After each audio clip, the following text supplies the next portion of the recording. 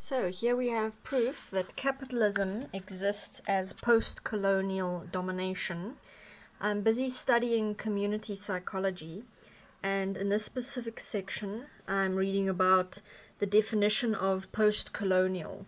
So here we have a couple of theorists and researchers who have each given their perspective on what is post-colonial, and they go into the historical aspect of what the colonial era was, and that the European colonial expansion came to a decline at the end of World War II.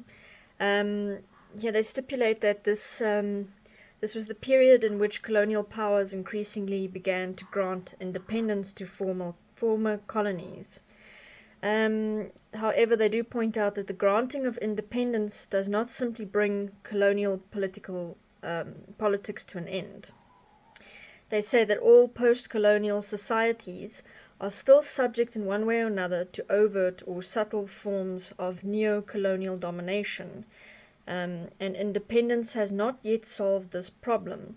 One theorist, for example, here, she points out that she sees post-colonialism as a critical perspective that aims at understanding the relationships of domination and or resistance that manifests when one culture, and she specifies Western culture typically, owns or controls another, typically your Eastern or African cultures. Now, to go into more detail, this implies and gives one insight into the fact that capitalism is still existing as a post-colonial domination form that everybody in society has agreed to. Because if you were to call those who have money and those who are rich and capitalists are a culture existent around and within the bubble called money. You have money, you obtain money, you can buy things with money, your entire life is focused on and is made more comfortable. Your culture exists because you have money. Then you have the other cultures, which are the dominated ones, which are the working class. Those are the people who, for their entire lives and for the generations to come, have to work for the rich and for the capitalists. And these are the ones who work for minimum wages, basic wages, and for slave labor wages. Where you have child labor, you have illegal use of labor. All of these type of situations becomes your working class labor force. That becomes your culture of the have-nots. And if you look at the one thing that every single person in this current society has come to accept, that is that you have your rich and you have your poor. I mean, if I speak to anybody about an equal money system, very few people grasp what we're saying when we talk about the advantages of us implementing an equality-based world system such as an equal money system, and what that will mean for the future generations.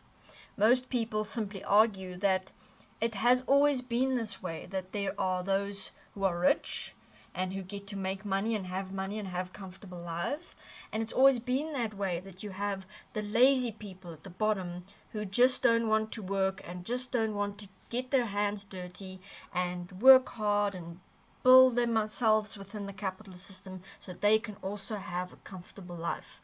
If you actually go and look at how the capitalist system functions and how the debt system functions, you will see that there will never be such a thing as we all get to have a comfortable life.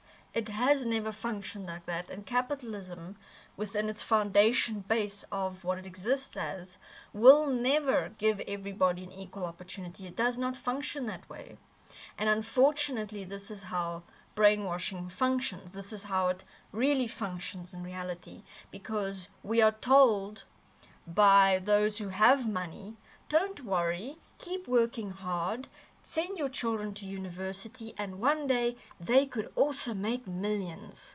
This is called the hope system, and everybody falls for it. But if you look at the last couple of 100 years since the beginning of capitalism, capitalism has never resolved itself into an equality-based system where every single family knows that their children will have a comfortable, dignified life when they go and work in the system. It has never worked like that. And in fact, if you look at what's busy happening within the money system and how everything is collapsing due to greed, due to political corruption, and the closing in of the system so that the elite can always control the money, you will notice one interesting thing. Everything is in fact getting worse. There is more ways that people are finding, more corrupt ways that people are using to make money. You will find that the elite are finding cleverer and cleverer ways to brainwash people to buying useless products that break after 6 months, simply to keep the flow of money moving. And nobody speaks up about this, and nobody says, but wait a minute, all that I'm existing as is the construct of hope, meaning I hope that my child, if I send them to university, will have a better life. I hope that I will have my retirement fund in place so that I can just survive until I die. Now, for most families, and for a lot of families, especially in your lower income brackets, it's becoming a living nightmare. People are being retrenched. People are not being paid out their retirement packages. Everything is getting more expensive, but people's salaries are not going up, not sufficiently so to be able to have a comfortable, dignified life. Therefore, everything in the capitalist system is closing in on itself. The rich are getting richer and they control the money, therefore they can do what they want.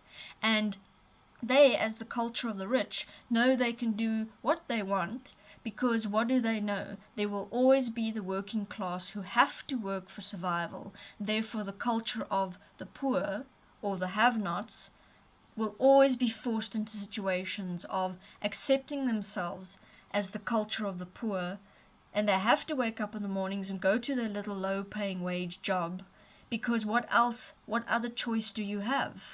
And yet the brainwashing is so extensive in people that they will keep continually producing generation after generation of children simply on the construct of hope that in the next generation things will get better.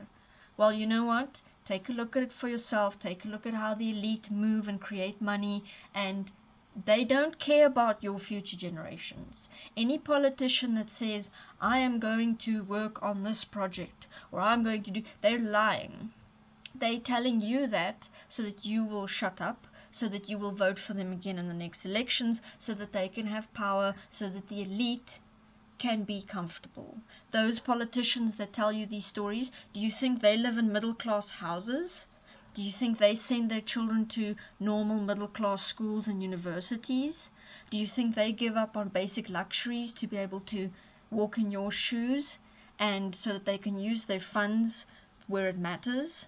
No, they're the ones that are living in mansions and flying around in helicopters and going to big parties, and their children are driving Ferraris by the age of 16. They're the ones who don't care. They are enjoying the good life. And unfortunately, for them to enjoy the good life, they have to sell you and spin you the story that you want to hear based on hope of protecting your future generations. And they're not going to protect your future generations. So, let's all look at how can we actually change the future so that everybody is taken care of. Every single human being will have a dignified life because their basic requirements on this planet are taken care of. Let's implement a world system that does that and stands for that, where humanity all agree that this is what is best for all and all manage this point together. Let's stand together for an equal money system. Thank you very much.